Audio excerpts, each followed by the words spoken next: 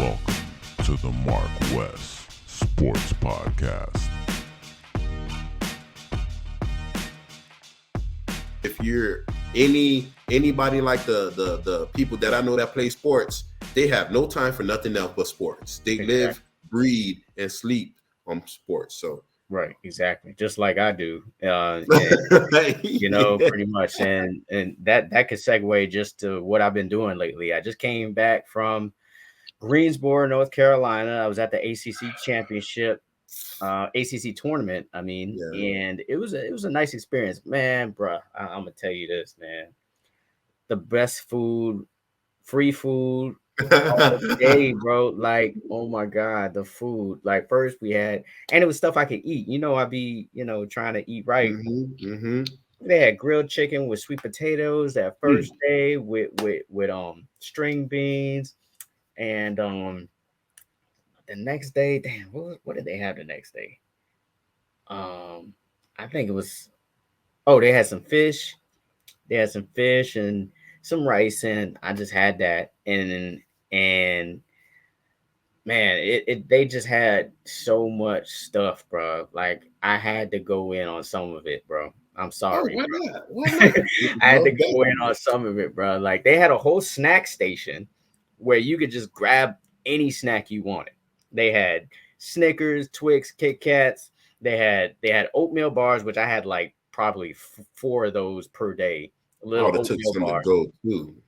Yeah, I took some to go as well. And then we had they had ice cream sandwiches. I love ice cream sandwiches. So I had like 2 of those. It was just amazing. And then they had popcorn. They had popcorn that was just popping, fresh. Popcorn. They just give you a bag. I was just like, man, on top of the food that they served, they served the lunch, they served the dinner. All of it was free. It was great, man. And then at the end of the first 2 days that I was there was a place across the street, a brewery, where you could get whatever drink you wanted for free. Oh my god! Every drink is happening, everything, and food was free. It was a short menu. It was just like pizza and salads and stuff like that, but that was free too. I was just like, man, this is crazy, bro. Like, so just that alone was just a really good time.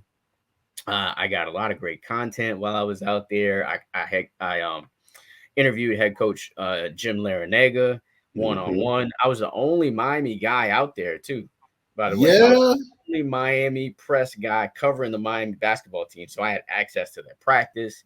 I put that on the YouTube, posted to the site. I did a podcast right there in the press room. Because nobody was in there. I was in there super early because I was there for the practice, and then there was nobody in the press room. So I did a podcast with a guy from the Rivals Duke site. I could go ahead and follow all that on CanesCounty.com, the Storm Tracker podcast. You got Marcus, and whatever y'all need, y'all could go ahead and get that here, or you could get that there. Specifically, if it's anything about the U, Storm Tracker podcast, CanesCounty.com. Appreciate that plug. And then it was cold though, bro. It was like, we forget how cold it is in other places, or I do, because I almost didn't bring my big jacket. Everybody in South Florida got one big thick jacket at least, right? And like the old school started. I almost didn't bring that jacket, bro, and I would have been sick. I would have been sick if I didn't bring that jacket, but I brought it. Thank God. It was 30 degrees, bro. 35 degrees. Cold weather up there. But as far as the games are concerned, oh my God, the first game coming down to the last shot, I thought that thing was going in like the Florida State game, but it was the third game in a row that it came down to the final shot in the air that could have beat Miami. The first from Florida State did beat Miami. Pittsburgh missed, and then Wake Forest ends up missing, and they ended up going to the next round. But the next game, I wanted to ask you about this because I know you is a lot more of a conspiracy theorist than I am for sure. Did you watch the game against Duke? I watched it, and to be honest with you, once he had twisted his ankle, I was hot. Did you think that was quick. I was like, my thought in my head, I was like, Wes gonna think that this is a setup. You know, I'm like, yo, like what Wes the hell's going on? This shit is a setup, because for the fact that this shit happened in the first 2 minutes of the game was crazy. Like you tell me, you like, come on, man. Like for me, I know what I saw, and you was absolutely right with me. That's why I had to go outside. Like, look, I went outside. You feel me? Like that got me hot, because I'm like, dog, we already small. And I remember you talking about this guy, Norchad or Omier, from time to time, because you majority of the time we be speaking on the football team. But I remember hearing you talk about this guy when we spoke on, the University of Miami basketball teams earlier on in the year, or even probably late December or something like that.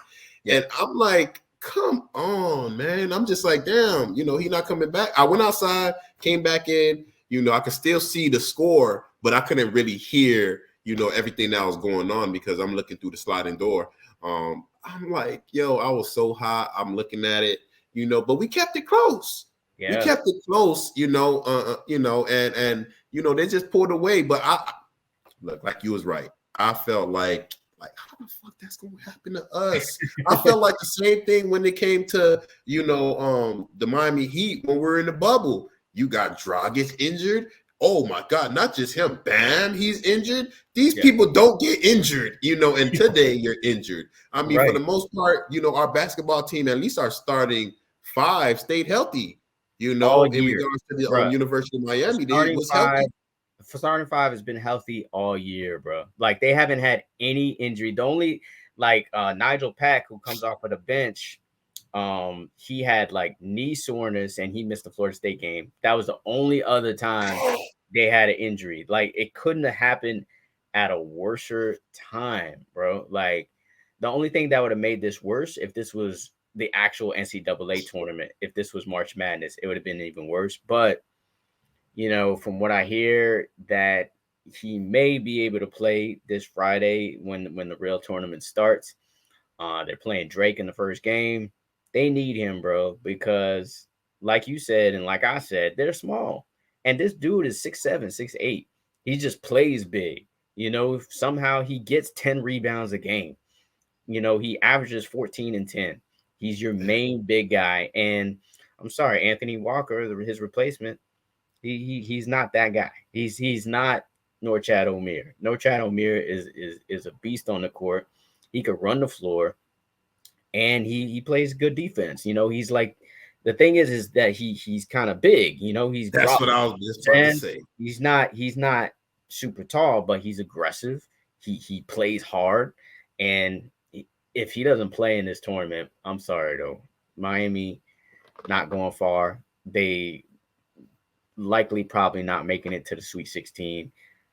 If he doesn't play in this first game, don't bet on them even winning this first game. You know what I'm saying? That's how valuable he is to this team. I still think maybe they pull it out, but hey, if something as tragic as that happened in that first game, who knows what else could be in the cards for this March Madness game, because the hate for Miami is real though. The hate for Miami, like, I felt it when I was out there. I felt it when I was out there, bro. Yes. It's and the other thing that I seen, man, is that this journalism game is still very much a good old boy network. You know what I'm saying? A lot of the journalists that were out there, older white men. I'm just gonna call it what it is. They were not. How did they embrace you over there? Most of them did, but there were some that didn't. Some that didn't even really acknowledge that I was even there or whatnot. Which is cool. I get it, because the South, even though we in the South, the real South, North Carolina, where I was at, that's the real South. And you just kind of, it's reality check for me, because down here everything's so diverse. You kind of feel like, okay, so the world is like this. but it's really not. At least not in the deep south of this country. So that was just kind of an interesting experience, just to be in that environment and just see how much we were outnumbered was something that I really took from the trip as well. And then Miami, man, Miami is not. You could just tell that it's a team that people just love to root against. It's the country in itself just kind of likes to root against Miami. Why? Yeah. Why? The beaches, the women, and the weather. Yes, we know why. And also, I think it's because we are, for the most part, we're fair weather fans, and these other cities, they live and die about their sports or their team or whatnot, and like they see that, hey, if we ain't winning, we ain't coming. You know what I'm saying? Like, that's for the most part. Let's just be real. Let's call it what it is. We ain't winning, we ain't coming. We got other shit to do. We got other stuff to do. The beaches, the women, the weather is what we live in. You know what I'm saying? So explore those options instead of being mad that our team is losing to some team that we ain't supposed to be losing to. So they hate us because of that too. So I mean, it was natural to see that the crowd was obviously a pro against Miami crowd because you had most of the teams from North Carolina. Wake Forest is in North Carolina. Wake Forest is actually the closest school to that city of where I was in Greensboro, and then Duke is also in North Carolina, and then Virginia, who played Duke in the final, not that far away. So overall, I think they played well, considering Norchad Omier was hurt. And, Isaiah Wong was playing well until he couldn't hit shots at the end. But, it is what it is. He scored 22. And then Jordan Miller was giving you everything he got in that game as well, who I think is really underrated. But they're going to need Norchad Omier in this. I wrote a piece on CanesCounty.com, just the 3 takeaways from the ACC tournament. And one of them is, I said, no Norchad, no chance. I mean, that's the title of one of the subtitles in the story, and I really feel that way as far as going far in this tournament, like doing what they did last year to make it to the Elite 8. I don't really see it happening without a healthy Norchad Omier. As far as his status is concerned, is day to day. It's a sprained ankle. The thing about sprained ankles, you can play on it. But as soon as you have a tweak here, a tweak there, then you right back to square one. That's the thing about it. It's not going to heal in like 1 week, So basically, is he, if we're talking about bracket wise, he probably can play the first game, but second game probably can't, or second game, first and second game, if we make it there, and then we go to the third game and something happens. So right. They're going to have to limit his minutes. That he's probably going to play, I don't know, maybe 10, 15 minutes, something like that. And the way he plays, it's like you don't want a half-ass Norchad Omier. You want 100% Norchad Omier because that's how he plays. He plays like it's his last game every game, So, I mean, situation. He's young. Hopefully, because he's young, he can make a full recovery. Again, the University of Miami have the best medical staff. From my understanding, growing up, you want to go to the University of Miami because they have the best medical staff in the nation. That's from my understanding. But you got other people like, no, it's our university. But I'm going to stick with the University of Miami. But going on what you were saying as far as it being in North Carolina, and you having only you being the reporter for the Canes, it kind of was writing on the wall. It's like the Canes ain't gonna win today. We're gonna make sure that they don't leave over here with a victory, because if they win, who's going to be the only one in the press conference interviewing? It would be Marcus Benjamin. You feel me? And I don't know if that would have been a good look, for the NCAA in regards, or the ACC. It would have been a great look. It would have been a great look. Yeah, it would have been. Everything would have been. That would have been wonderful. That would have been like, y'all, basically try to sabotage us. It didn't work, and everybody here hates us. Marcus could feel the energy. I'm pretty sure the players could feel the energy. And you could just silence all the haters. Yeah. You feel what I'm saying? I would have found a way if I was you to say the beach is the women in the weather. We know that they hate Miami because of the beaches, the women in the weather. How does it feel to silence all of the haters? That would have been amazing, man. But like you said, March Madness is around the corner. Yeah, I do think that we do have a good shot.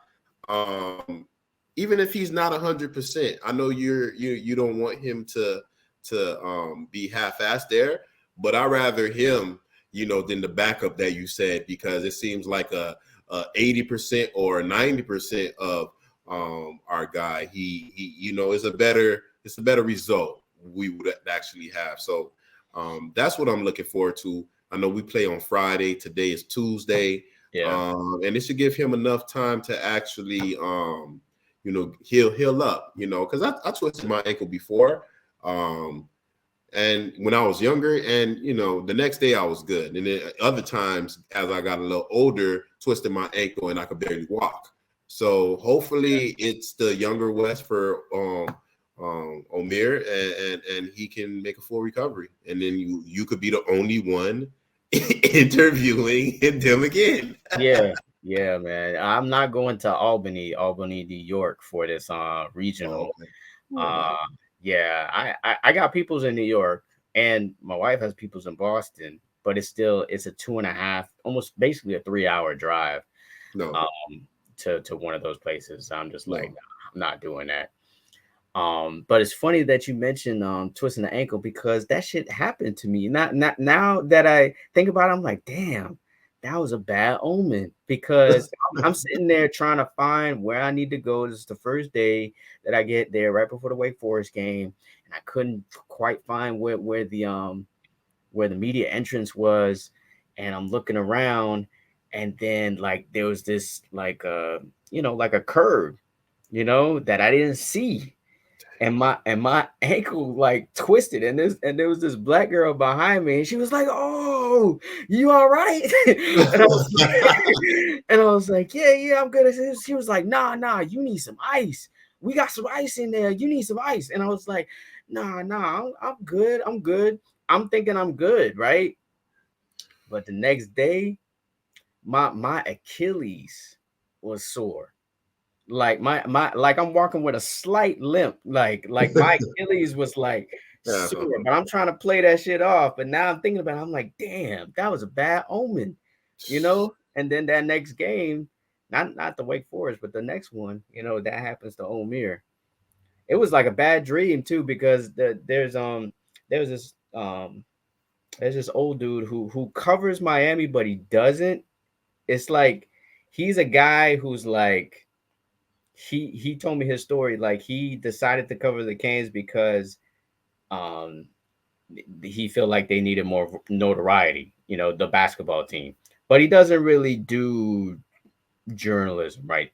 Anything like that. So I was pretty much talking to him because he got a credential and he got in. But he wasn't in the press conference. He wasn't in the locker room. He wasn't producing stories. He wasn't doing content or anything like that.